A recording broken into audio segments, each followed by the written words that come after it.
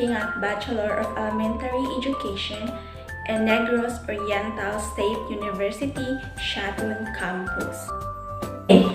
Today is a new day for us to learn a new topic.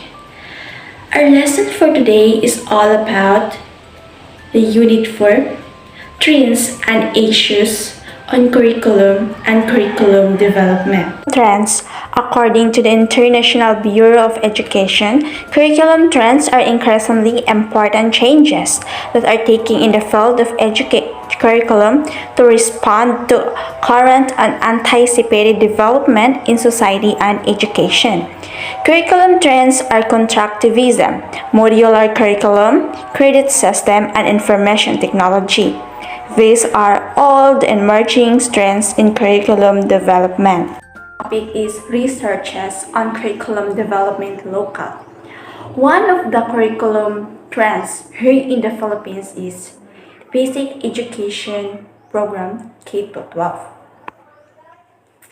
The Enhanced Basic Education Act of 2013 or the K-12 Act establishes a universal kindergarten and introduces grades 11 and 12 to high school education in public and private schools. Students will have to complete the extra education to qualify for university.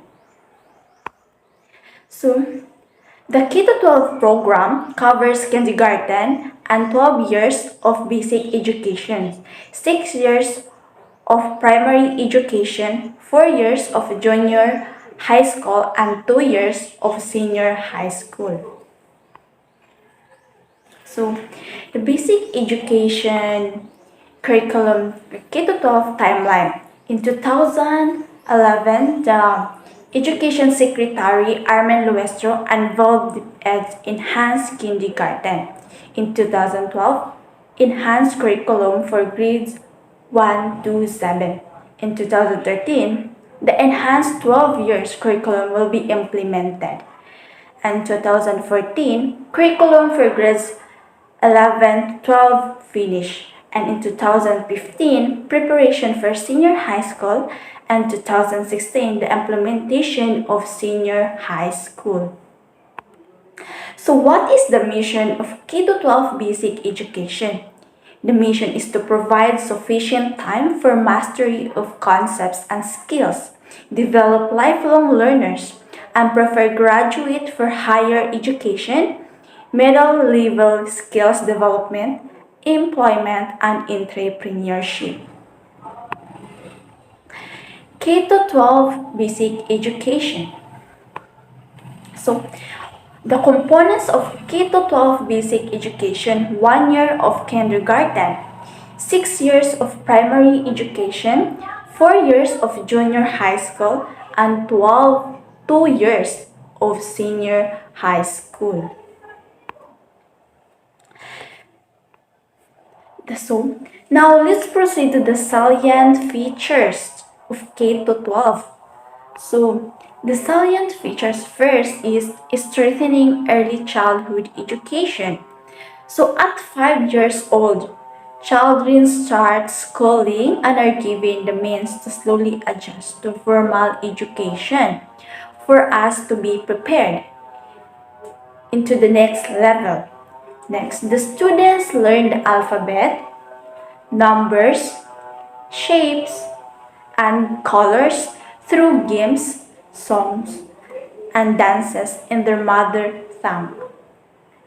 So in this first salient feature of K-12, the young learners will learn the alphabet, the number, shapes through their mother tongue for them to adapt to grasp the lesson or the concept of their lesson on their own language and for them to easily understand, and it all started on their foundation of learning. Next is the second salient feature is the making curriculum relevant to learners from the contextualizations and enhancement. So Students acquire in-depth knowledge, skills, values, and attitudes through continuity and consistency across all levels and subjects. So discussions on issues such as disaster, risk reduction, climate change, adaptation, and information communication technology or ICT are included in the enhanced curriculum. So in this salient feature, which is first the students they have to acquire the deep knowledge, their skills and values attitudes towards the continuity and consistency of all subjects in all levels, and also the DRR or disaster risk reduction, the climate change adaptation and information and communication will also discuss on this salient feature onto the students or to the learners. And third salient feature is the building proficiency through language. So the our mother tongue based multilingual education. So 12 languages introduced for school year 2012 to 2013. First is Bahasa, Sobo, Bicol, Cebuano, Chabacano, Hiligaynon, Ilocano, Kapampangan, Maguindanao, Miranao, Pangasinense, Tagalog, and Waray. So those are the 12 languages, ethnic languages here in the Philippines. And next is English and Filipino are taught as subjects starting grade 1 with a focus on oral fluency. From grades 4 to 6, English and Filipino are gradually introduced as languages of instruction. Both will become primary languages of instruction in junior high school and senior high school. So Filipino and English languages are taught in all subjects from grade 4 to grade 6 and into the higher level as their means of instruction inside the classroom, used to communicate their classmates, used to communicate their ideas. They have to use the English and Filipino languages once they are in the grade 4. And next is ensuring integrated and seamless learning, the spiral progression of K to 12. So subjects are taught from the simplest concepts to more complicated concepts through grade levels in spiral progression. So as early as elementary, the students gain knowledge in areas such as biology, geometry, earth science, chemistry, and algebra. At first, the students they have to build the simplest concept into the next level, and it became more complicated. And as early as can, they have to learn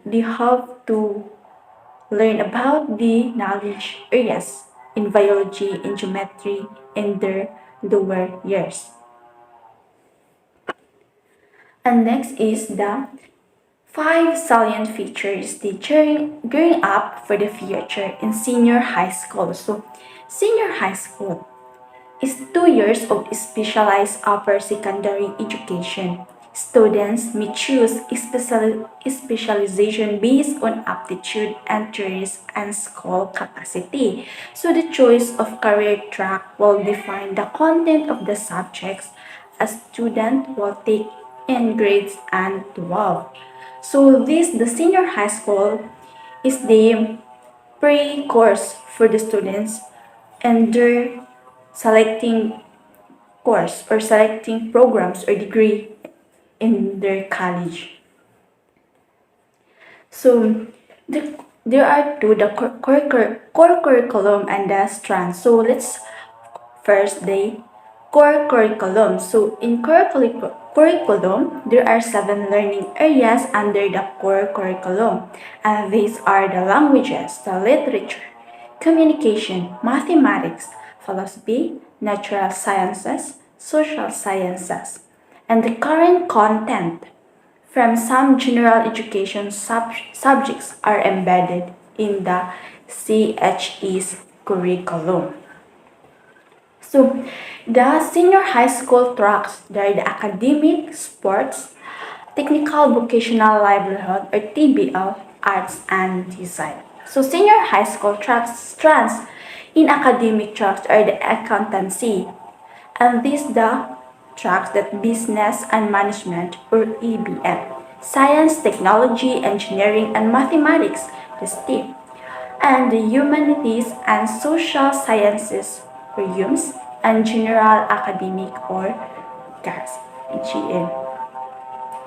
And the TBL track strands are the home economics, agri-fishery, industrial arts, information communications technology or ICT.